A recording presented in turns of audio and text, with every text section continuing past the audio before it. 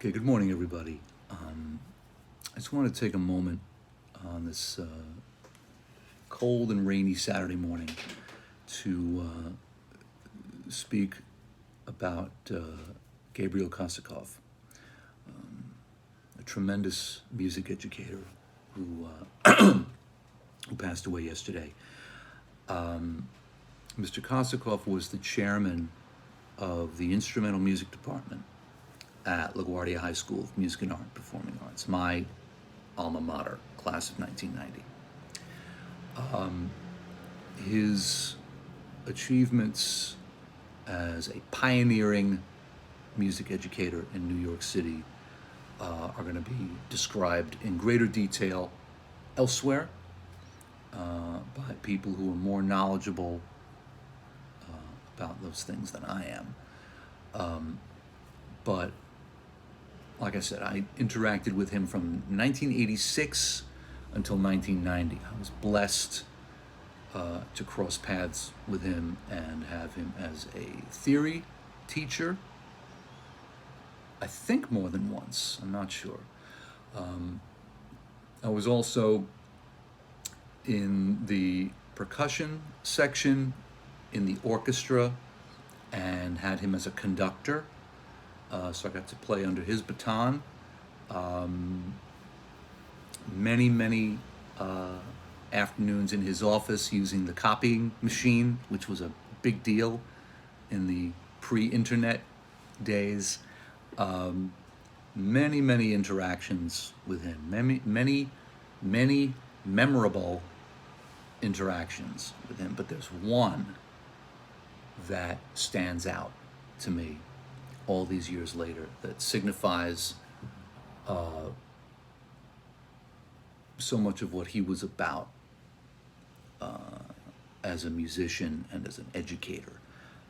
It was my senior year, and I was performing in an afternoon assembly program with the LaGuardia Jazz Sextet. Every year, Justin DeChocho, who was the head of the jazz, was the jazz department at LaGuardia, he'd put together a student combo. There was the senior jazz band, the junior jazz band. You know, he had the two big bands, but he would assemble a combo, a small group. You know, just to enter the downbeat student awards in those days. You take the rhythm section and like 2 or 3 horns and do that. My senior year, he decided, let's have an actual functioning combo at the school. So he put together the LaGuardia Jazz Sextet.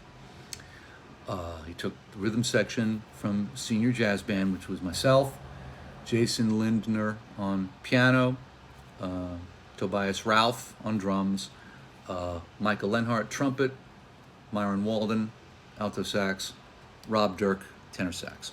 And we were the LaGuardia Jazz Sextet. And I don't remember why we were performing in the afternoon, what this assembly program was about. It might have been like a sort of a warm-up thing for an evening concert of some kind, where they would do like a dress rehearsal that was also a concert, like an assembly. I don't remember what the function was. All I know is I was on stage during the school day, which meant in front of our friends, our peeps, right? Now, like I said, I was a senior, so I was full of myself, and I'm on stage in front of my peeps with the sextet, and we were hot. I'm sorry. I'm slightly biased, but we were like red hot. It was one of the most memorable musical experiences of my life, playing in that sextet. We played a lot of Michael's tunes. I learned a lot playing in that band. And we were super tight because we played together every day, you know? So how could you not be super tight, right? So I'm on stage with this hot band in front of my friends. I'm a senior, full of myself, and we were playing a tune that had a stop on the last 2 bars of the tune. where the soloist would start like before the downbeat at the top of the chorus. Musicians will know what I'm talking about. Non-musicians, just kind of bear with me. So there's a stop, bump, and then the soloist starts, bump, and then there's the top of the form. So, like I said, I'm a senior, full of myself. So we do the stop, bump, and the soloist is supposed to start. And I, for whatever reason, decide to do a little move, like pointing to the soloist, like take it. I didn't say anything, but I just did one of those, and it got a little laugh from the crowd, from our friends, and I'm like, yeah, who's cooler than me, right? So we're carrying on playing the tune, and I'm starting to as I'm playing, I'm starting to think, maybe that wasn't such a good idea. I don't know, maybe, we're in a group here. I shouldn't be attracting that much attention to myself, but whatever, just let it go. Just the kind of the thought passed through my head just for a second. So the assembly's over. We're bringing the equipment back to the jazz band room.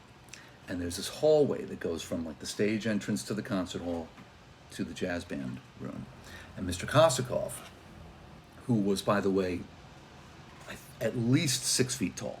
I mean, he was huge. So he was an imposing figure anyway.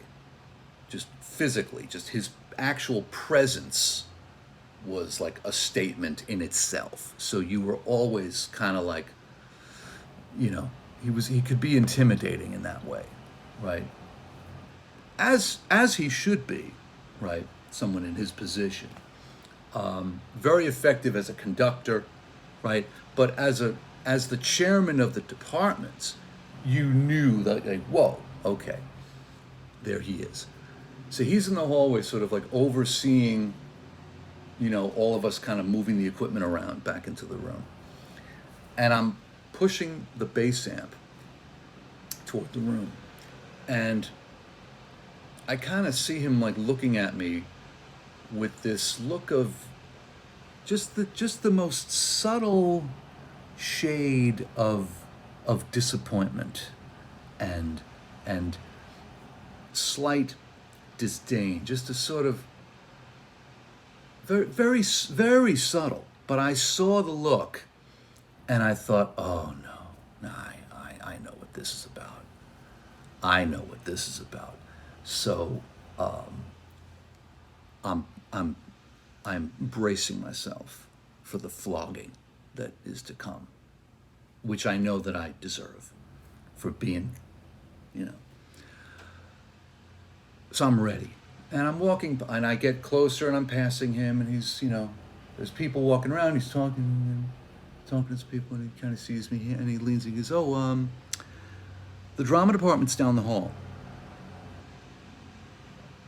And then he stands back up and goes back to directing traffic.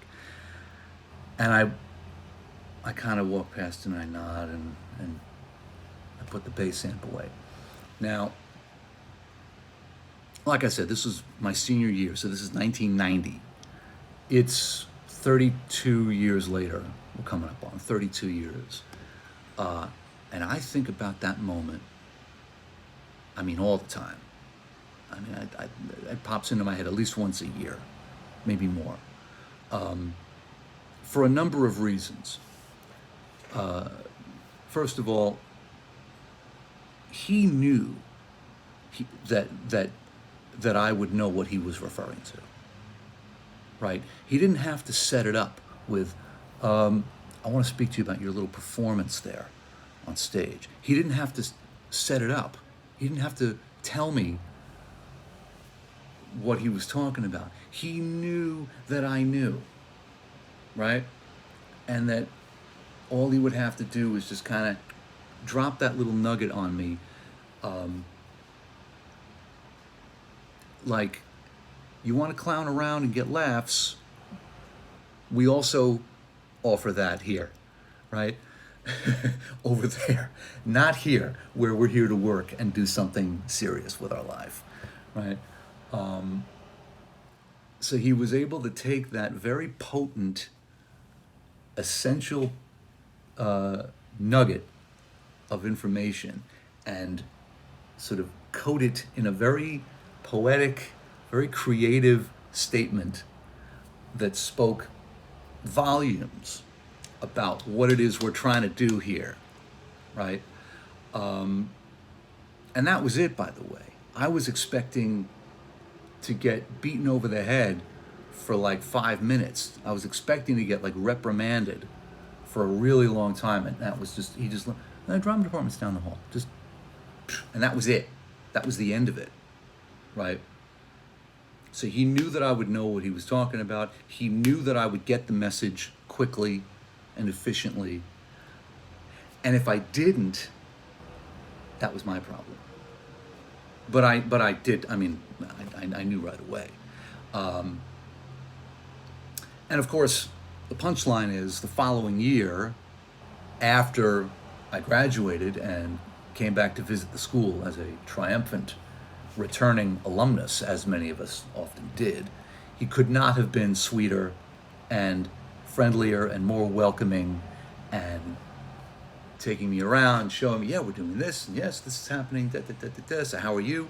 You know, and I know that many of my fellow alumni share a similar experience of seeing him in later years after we were out of the school, and him being nothing but gracious and respectful to all of us. So I just wanted to share that as an example of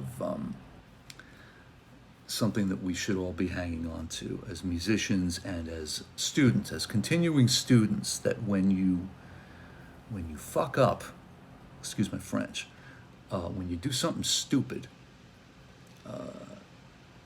and there's someone in a position of authority to call you out on it, and they're able to do it in a way that just feels a little uncomfortable for half a second, but the message sticks in your mind, and you get the message, and you make the change. Because I never did anything like that again on stage. Never again. Not at LaGuardia, anyway. But